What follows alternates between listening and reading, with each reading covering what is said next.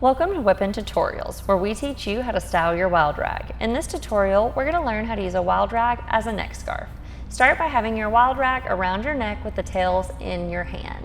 Go ahead and tie it in a simple knot and make sure it's not too tight, nice and comfortable. Flip out the tails on that wild rag, and there you have it.